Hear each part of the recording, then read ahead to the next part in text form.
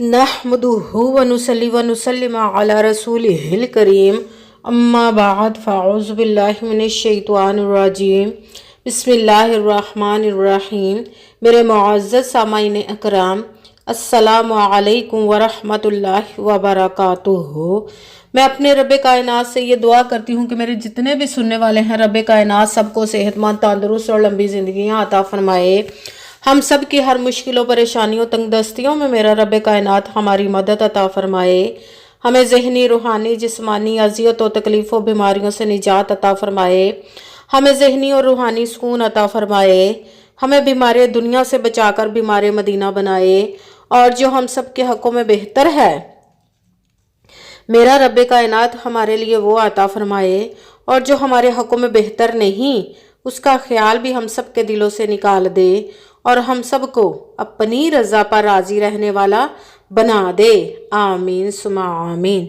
माशाल्लाह से आज शबानुल मुबारक का आखिरी जुम्मा है और इस जुम्मे को ये अमल आप लोग ज़रूर पढ़ लीजिएगा। जिस भी घर में ये अमल पढ़ा जाएगा, अल्लाह पाक उस घर पर अपनी खुसूसी नज़रें अनायत फरमाएगा और रहमतें की बारिशें नाज़िल अता फरमाएगा। इस वजीफ़े को पढ़ते ही आपकी दुआओं को कबूल फरमा देगा रब कायनात। और जुम्मे का दिन है आज, और जुम्मे का दिन पूरे 8 दिनों में ईद का दर्जा रखता है।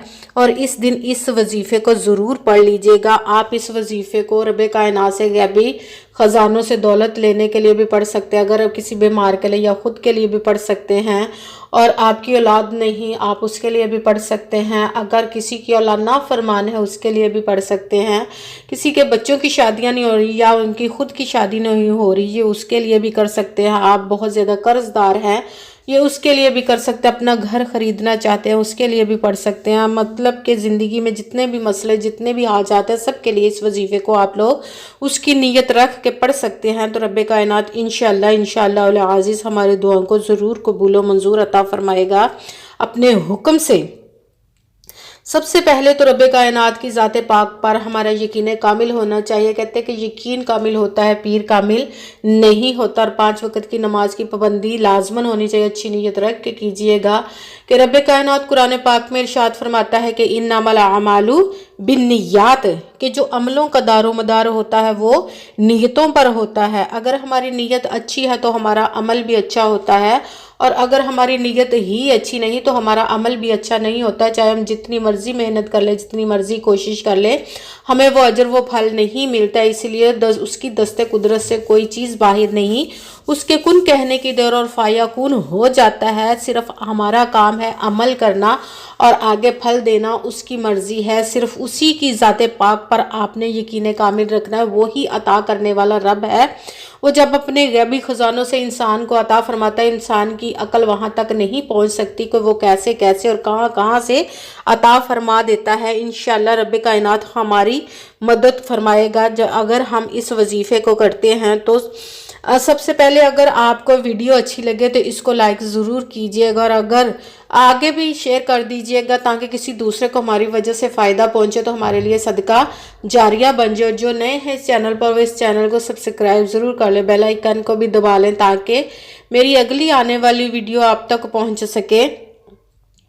और वजीफ़ा करने से पहले कमेंट्स में अपना नाम और जगह ज़रूर लिखिएगा ताकि मैं भी आप लोगों के लिए दुआ कर सकूं, और फिर वजीफ़े की भी आप लोगों को इजाज़त मिल जाएगी। अगर कोई मुझसे किसी मसले के बारे में इस्तिहारा करवाना चाहते हैं, या किसी काम का हिसाब लगवाना चाहते हैं, या कि वजीफ़े का पूछना चाहते हैं, या महफिल मिलाद के लिए बुलवाना चाहें, या कि कुरान पाक ऑनलाइन पढ़ना चाहें, तो व्हाट्सअप का नंबर वीडियो पर चल रहा है, आप लोग रब्ता कर सकते हैं। अगर मेरे भाई या बुज़ुर्ग मुझसे रब्ता करना चाहते हैं तो व्हाट्सएप पर वॉइस मैसेज करके मुझे अपना मसला बता सकते हैं। अगर यह बहनें या माएँ मुझसे रब्ता करना चाहती तो व्हाट्सएप पर वॉइस कॉल करके मुझसे बात कर सकती हैं, अपना मसला बता सकती हैं। सबसे पहले तो आपने पूरी वीडियो को ध्यान के साथ सुन के समझ के फिर वजीफ़े को करना है। ऐसा ना हो कि आप वजीफ़े में कोई गलती कर जाएं, आप वीडियो को स्किप कर करके छोड़ कर सुने तो कोई बात रह जाए। इसीलिए पूरी वीडियो को ध्यान के साथ सुन के समझ के फिर वजीफ़े को कीजिएगा। ना तो आपने अपनी तरफ से वजीफ़े में कोई लफ्ज़ कम करना है और ना ही बढ़ा कर पढ़ना है कि अगर हम अपनी मर्ज़ी से कोई कम या ज़्यादा भी कर देते हैं तो भी हमारा वजीफ़ा ٹھیک نہیں ہوتا۔ جس تعداد اور جس ترتیب کے ساتھ میں آپ لوگوں کو وظیفہ بتاؤں گی اسی تعداد اور اسی ترتیب کے ساتھ آپ نے اس وظیفے کو پڑھنا ہے۔ وظیفے کو جب آپ پڑھنے لگیں تو بالکل خاموشی، توجہ، سکون اور دھیان کے ساتھ پڑھنا ہے۔ وظیفے کے درمیان نہ تو آپ نے کسی سے بات کرنی، نہ ہی اٹھنا ہے اور نہ ہی فون استعمال کرنا ہے۔ بالکل دھیان کے ساتھ آپ نے پورے وظیفے کو کر کے ہی اٹھنا اور بات کرنی ہے۔ آپ اس وظیفے کو کہیں پہ بھی بیٹھ کر کر سکتے ہیں، گھر میں، آفس میں، مدرسے میں، دفتر میں، مسجد میں، اسکول میں، کہیں پہ بھی بیٹھ کر آپ اس وظیفے کو کر سکتے ہیں۔ مگر جب وظیفہ کرنے لگے تو خاموشی، دھیان و سکون کے ساتھ آپ نے کرنا ہے۔ سب سے پہلے باوضو ہو کر آپ نے بیٹھ جانا اور جتنی بھی حاجات ہوں گی، جو حاجات ہوں گی، اگر ایک حاجت کی کرنے لگے ہیں یا کہ اپنی زندگی کی تمام حاجات کی کرنے لگے ہیں، ان سب کی سب سے پہلے تو نیت ہونی چاہیے آپ کے دل میں، ان کا خیال ہونا چاہیے کہ ہم اس مقصد، اس حاجت کے لیے وظیفے کو کرنے لگے ہیں۔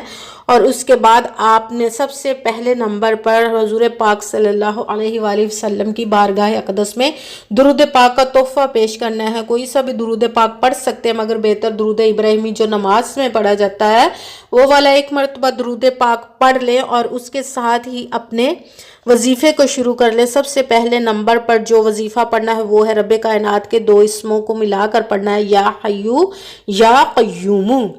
جب ان دونوں کو ملا کر پڑھیں گے تو ایک گنا جائے گا، یا حیو یا قیوم ایک مرتبہ، یا حیو یا قیوم 2 مرتبہ، یا حیو یا قیوم، یا حیو یا قیوم۔ اس کو آپ نے 11 مرتبہ 11 ٹائم پڑھنا ہے۔ جب آپ نے اس وظیفے کو پڑھ لیا تو دوسرے نمبر والا وظیفہ شروع کر دینا، وہ ہے حسبنا اللہ ونعم الوکیل۔ حسبنا اللہ ونعم الوکیل، حسبنا اللہ ونعم الوکیل۔ اس کو آپ نے 11 مرتبہ 11 ٹائم پڑھنا ہے۔ جب آپ نے دوسرے نمبر والا بھی وظیفہ پڑھ لیا تو پھر آپ نے تیسرے نمبر والا ساتھ ہی وظیفہ شروع کر لینا ہے، چاہے تو انگلیوں پر گن کے، چاہے تو تسبیح کے دانوں پر گن کے، یا کاؤنٹنگ والی تسبیح ملتی اس پہ بھی آپ پڑھ سکتے ہیں۔ تیسرے نمبر پر اپنا وظیفہ ساتھ ہی شروع کر دینا، وہ ہے الحمدللہ یا ربی، الحمدللہ یا ربی، الحمدللہ یا ربی۔ اس کو بھی آپ نے 11 مرتبہ 11 ٹائم ہی پڑھنا ہے۔ سب سے پہلے آپ نے 1 مرتبہ درود پاک پڑھا، اس کے ساتھ ہی پہلے نمبر والا وظیفہ شروع کر دینا ہے، یا حیو یا قیوم۔ اس کو آپ نے 11 مرتبہ 11 ٹائم پڑھا، اس کے ساتھ ہی دوسرے نمبر والا وظیفہ شروع کر دینا ہے، حسبنا اللہ ونعم الوکیل۔ اس کو بھی آپ نے 11 مرتبہ 11 ٹائم ہی پڑھنا، اس کے ساتھ ہی تیسرے نمبر والا وظیفہ شروع کر دینا، وہ ہے الحمدللہ یا ربی۔ اس کو آپ نے 11 مرتبہ 11 ٹائم پڑھ کے وہی درود پاک 1 مرتبہ پڑھ لینا، جو درود پاک آپ نے وظیفہ شروع کرنے سے پہلے پڑھا تھا، وہ 1 مرتبہ درود پاک پڑھ کے دونوں ہاتھوں کو رب کائنات کی بارگاہ میں بلند کر لینا اور سب سے پہلے اپنے گناہوں کی بخشش مانگنی۔ اس کے بعد اپنے جس بھی حاجت، جس بھی مقصد کے لیے وظیفے کو کیا اس کی خوب دعا کیجیے گا، اور دعاؤں میں مجھے بھی لازماً یاد رکھیے گا اور میرے لیے بھی دعا کیجیے گا۔ جزاک اللہ خیرہ۔ رب کائنات سے دعا ہے کہ جس مقصد، جس بھی حاجت کے لیے آپ نے اس وظیفے کو کیا، رب کائنات اپنے پیارے محبوب کے صدقے، اس پیارے پیارے ماہ مبارک کے صدقے سے آپ کی تمام نیک اور جائز حاجات کو قبول و منظور عطا فرمائے۔ آمین ثم آمین۔ السلام علیکم ورحمۃ اللہ وبرکاتہ۔